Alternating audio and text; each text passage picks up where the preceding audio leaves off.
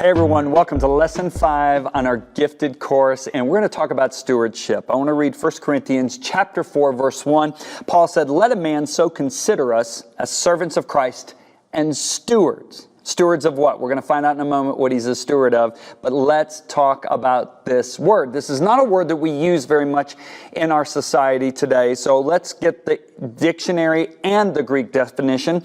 The dictionary defines the word steward as the careful and responsible management of something entrusted to one's care.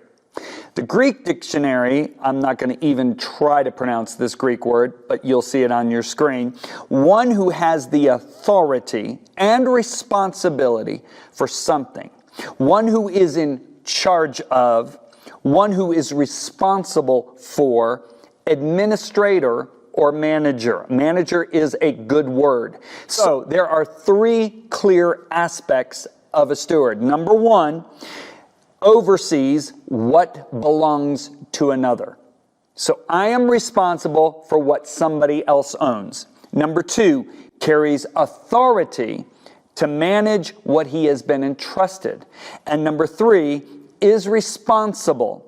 He or she will give an account to the owner. So obviously there's not a direct supervision from the owner, a micromanager, so to speak, but you are entrusted and you are expected to carry it out the way the owner desires to.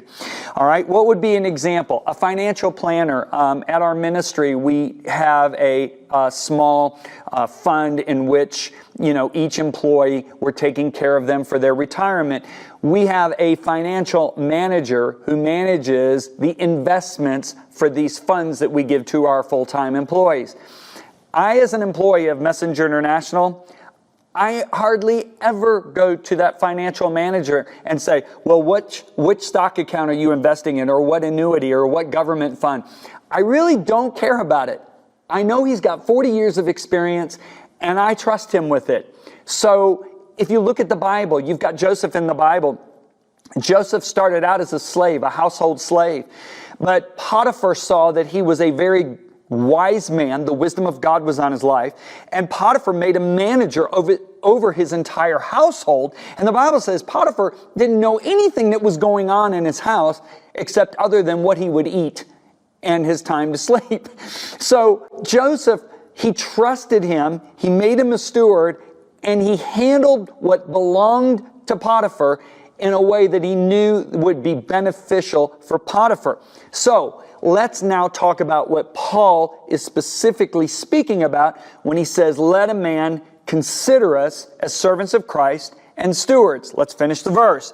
Let a man so consider us as servants of Christ and stewards, now watch this, of the mysteries of God. So he said, I steward the mysteries of God. Now, what was this? Paul was given a gift of revelation, the revealing of the grace of God, the revealing of Jesus as the Messiah, and he stewarded it to bring to the Gentiles.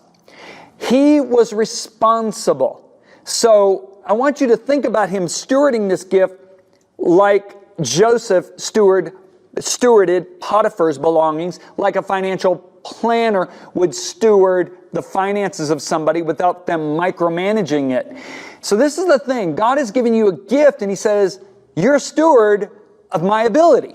That's basically what Paul is saying. I am a steward of God's gifts. So how does this apply to us? I'm going to make it clear. Listen to what Peter says in 1 Peter 4:10. As each one has received a gift, that's the Greek word charisma, minister it to one another. So administrate it. Give it out as good stewards of the manifold grace of God. So here's the thing. I know that we can choose to use that gift to benefit only myself, or I can use that gift to benefit others. Build the kingdom. We're a steward. We choose. We're going to give an account of how we did it. So here's the key point. You have a gift or gifts. And these gifts are specific endowments of grace that empower you with special abilities, just as the Apostle Paul. We are stewards of those gifts. To show the importance of your gifts and stewarding them well, let's use Paul's attitude as a template. So let's look at specifically how he viewed his stewardship. He says in 1 Corinthians chapter 9, verse 16 and 17, "If I preach the gospel, I have nothing to boast of, for necessity is laid upon me. Yes, woe is me if I do not preach the gospel. For if I do this willingly, I have a reward. But if against my will, I have been entrusted with a stewardship." There's a lot here, okay? First of all, he says, necessity is laid upon me. When God gives you one of His gifts, two of His gifts, three of His gifts, whatever it is, it's His ability. And there is a necessity that is laid upon us to steward that gift well to build the kingdom. And we're actually going to give an account how we handled that. But notice Paul says, woe is me if I don't use that gift correctly, if I don't preach the gospel. Now, this word woe is very interesting. It is a Greek word that means this. One dictionary defines it as disaster, horror. Another dictionary defines it, and these are Greek dictionaries, as interjection of grief and indignation.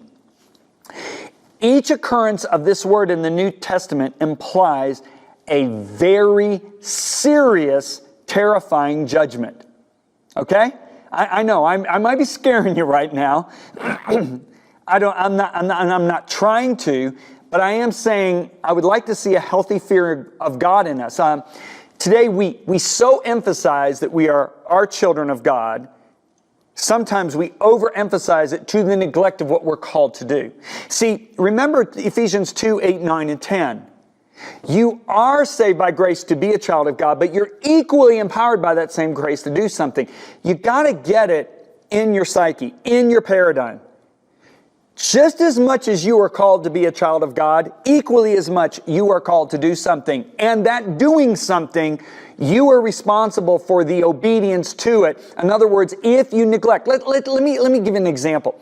I believe Whitney Houston, I believe she was called to lead millions into the presence of God. She had a voice that was ethereal. I mean, I shivered when that woman sang. There was a supernatural ability on her to lead people.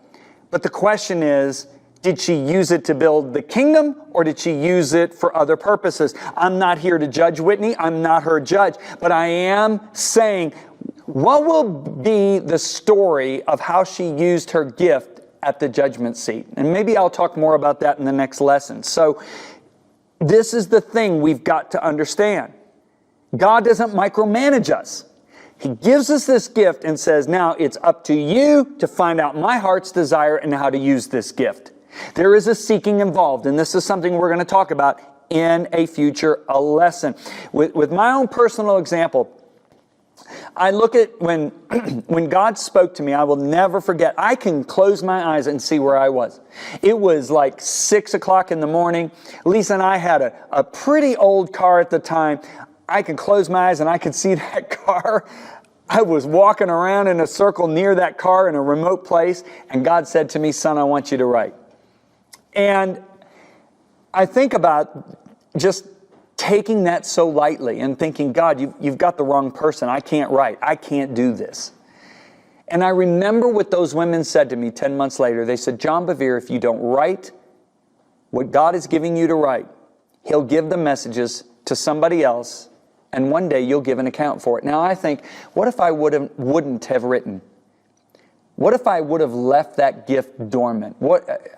Beta Satan would have been given to somebody else. I look at Beta Satan. It's in over 100 languages now. It's pushing 2 million copies. I've had so many people write to our ministry saying that it literally freed them from offense and unforgiveness and bitterness and resentment. What if I didn't write? I mean, if you would have looked at me when I was 25 years old and said, the way God is going to send you to the nations of the world is through writing, I would have laughed you out of the room. But yet when God spoke to me, He released and imparted a gift. And what if I wouldn't have done that? And this is why it is so important, and I will talk more about this in lesson 7 and 8. This is why it's so important that we seek God, that we seek Him diligently in faith. Because when we seek Him, He reveals these things to us, all right? Let's revert back to Paul for a moment here, okay? Paul was well aware of the fact that God had entrusted something of great value to him. If he didn't administer it properly, then others would not experience the benefit and even suffer the loss of what God intended those others to receive. So he knew the gift wasn't given for him. That gift was given to others through him.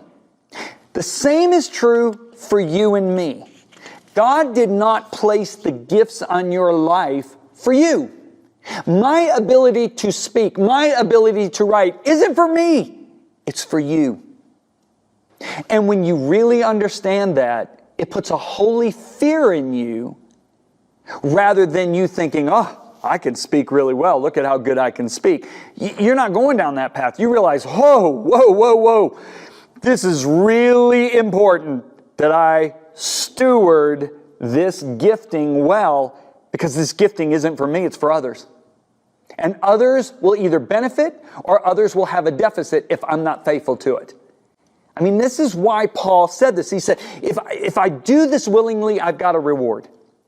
But you see, he said, if against my will, in other words, if I got an bad attitude, I better still do it because I've been entrusted with this stewardship. You know, I look at writing. Writing was a labor for me before I was gifted, but after it now, you know, I'll start writing in the morning and it's in the afternoon and I'm like, oh my gosh, I got to do other things. But it's a joy for me to do. But I do it willingly because when I'm writing, I think about you. I'm not writing that thinking, gosh, I want an international bestseller. I want this book to go out all over. That's not my thought. My thought is, Lord, you're going to change people's lives through this. This is what you've put on my life for all these other people. For the people in Iran, for the people in China, for the people in Korea, for the people in Eastern Europe, and I could go on and on and on. I'm thinking in my heart. Now let me tell you something. When I first started writing, it wasn't that way. I remember, you know, the first book that I wrote, you know, it took me a whole year to write that book. And we sent it to the publisher. And two publishers, and both publishers rejected it. So it took me a year to write it. I sent it to two publishers. One doesn't even respond. The other one says, we only do big names and we don't like this book and all that. Whatever. They told me why they didn't like it. And so I just self-published it. And I'd go to churches of 80 people, 100 people, and I would just sell it. And people would get the message and it would impact their life deeply. But I just did it because I knew it was what I was called to do. And I'm like, God, if you just want 80, 100 people reading it, then that's the way it's going to be. I felt in my heart the books were supposed to go further, but so then I wrote the second book. And I remember when I wrote the second book, my Bible school teacher wrote it and sharply criticized it, my former Bible school teacher. And I remember somebody else made a comment about one of those first two books. It was a friend of mine said, oh, John, you use too many scriptures. And I remember one night just laying on the floor, looking up at the ceiling, staring for like 30 minutes, thinking, I've wasted so much time. I've lost so much time. I mean, these are the thoughts that were bombarding my mind. I'm like, I'm a failure. No publisher wants my book. Nobody's interested in it. But I thought to myself, did I obey God? Yes. Is it a gift He put on my life? Yes. Is it helping people? Yes. Okay, just keep going. And I remember when we got to the third book, a friend of mine asked me to lunch one day, and I'll never forget this as long as I live. I go to lunch, and there sitting at the table is a man I'd never met, and he was the publisher of one of the publishing houses. He was now the leader of one of the publishing houses that rejected my first manuscript. And we're talking 3 years later. And he said, hey, John, what have you been speaking on when you speak out in churches? And I started sharing about offenses. And I remember him looking at me and he said, you know, we could never publish your book. You know that, right? We could never publish your book. And I said, well, yeah. I'm not trying to get you to publish a book. You asked me what I'm speaking. He went, oh, he caught himself. He went, oh, yeah. And I kept sharing about the message of offense. And he looked at me like 15 minutes later in the lunch and he said, John, can you get me a manuscript? I said, for what? He said, I want to publish this. I thought you just said you couldn't publish it. He said, no. This has to get into the earth. And I remember he published the book and it hardly sold at all. But then I went on one international talk show on January 18th, 1995. And I remember I was only supposed to talk 20 minutes. The publisher had got me the appointment. And I just thought, okay, I'll go on. They wanted mostly to talk about my wife and kids, and it was about a 20-minute segment on this interview, and they said, you can mention the book, it's a start. I said, great. So I go on the program, and I will never forget this. The interviewers held up the beta Satan and said, what is the beta Satan? And I opened my mouth, and for the next 40 minutes, I spoke on this subject. The anointing of God filled the whole studio. The floor directors never said, you're out of time. I went 40 minutes nonstop. The next day, every bookstore in America was sold out. And within a couple days later, they were 20,000 back-ordered the publisher. It exploded. That was 4 years after God told me to write. I was viewing as being faithful and doing what God told me to do in writing that message, those messages. Even with the criticism, I just thought, God, I'm just going to obey you. There is obviously, you have put a gift on me to write. And now the books today are in the tens of millions in over 100 languages all over the world. It's so important that we are faithful stewards of the gift. And if we're faithful stewards of the gift, then God will cause it to grow as He sees fit. And remember, God never rewards as men reward.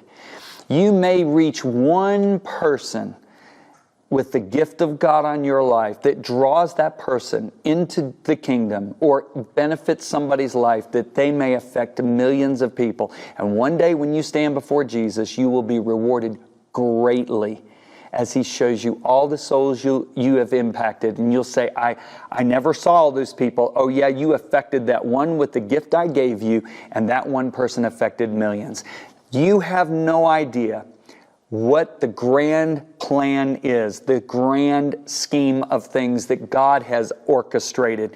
But I will guarantee you, He has called you to affect people with your gift. And if you are faithful to it, you will be rewarded handsomely. Well, just as administering the gift is not only a responsibility of a godly steward, but motivation is so important. And we're going to talk about motives and intentions in our very next lesson.